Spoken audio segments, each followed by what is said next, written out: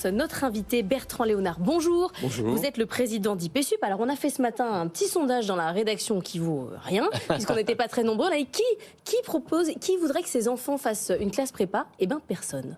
Ah. Tout le monde a dit non, c'est du temps perdu. C'est du temps perdu. Autant faire de l'admission parallèle, faire autre chose, mais c'est trop de temps, du post-bac. Le bachelor un peu à l'anglo-saxonne, etc. Oui. Alors c'est un monde très varié, très hétérogène, les prépas.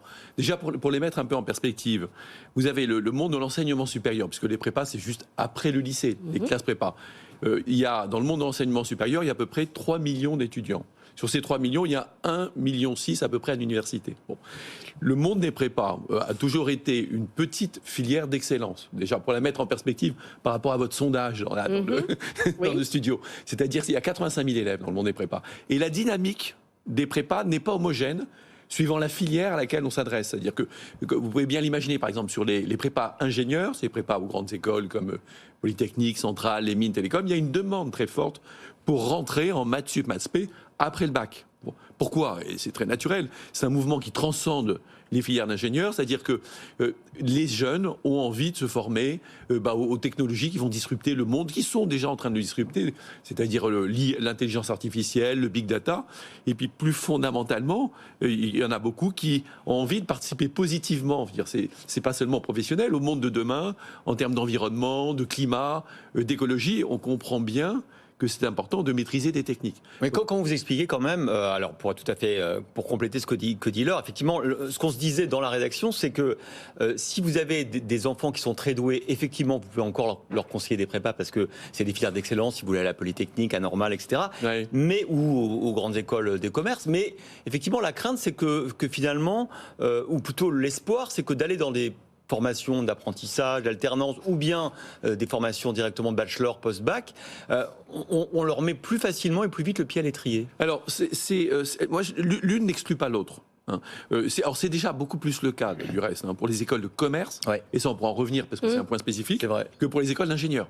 Nous on a créé à IPSUP des maths sup, maths spé, on avait déjà pas mal de préparation dans le cadre d'Optimath sup spé sur des stages maths sup, maths spé, etc. On a créé des classes annuelles il y a 1 an et demi, on a déjà plus de 100 élèves. Donc il y a une demande est forte sur les prépas ingénieurs. Sur les écoles de commerce, c'est différent. Pourquoi? Qu'est-ce qui se passe? Alors il y a des phénomènes spécifiques. La mondialisation, le PIB français c'est 7% du PIB mondial, fait que beaucoup d'élèves qui ont un gros potentiel vont également à l'international dès après le bac. Alors, c'est vrai qu'il y a une donne un peu différente avec le Brexit, mais beaucoup partent au Québec, on le sait bien, aux États-Unis, en Europe, Bocconi, en Espagne, etc. Donc il y a une demande à l'international qui est forte. Après, il y a un phénomène spécifique pour les écoles de commerce françaises, c'est que quand on regarde les structures de revenus, et ça c'est intéressant, et c'est pas souvent mis en avant, c'est que 40% jusqu'à il y a 7-8 ans, 40% de leur budget, c'est-à-dire de leurs revenus, venaient des chambres de commerce. Or, ces chambres de commerce, progressivement, ont arrêté le robinet, donc elles se sont trouvées confrontées à un trou en quelques années. Il y a eu une forme d'attrition de 40% de leurs revenus. Deux réponses à ça.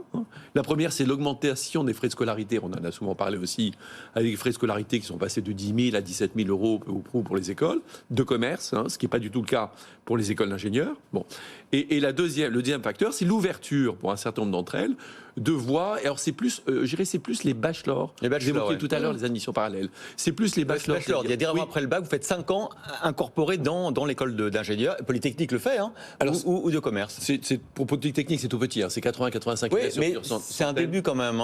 C'est intéressant qu'ils aient ouvert cette filière post-bac. Alors là, ça touche bien. Donc le troisième phénomène qu'il y a, c'est qu'il y a, et ce qui est intéressant, et qui ne touche pas d'ailleurs que les prépas, c'est que le modèle anglo-saxon, progressivement, qui était particulier, c'est-à-dire il n'y a pas dans le modèle anglo-saxon, il n'y a pas de master. La grande école, vous voyez ça, la prépa, ça conduit un master. Bon, le modèle anglo-saxon, c'est bachelor.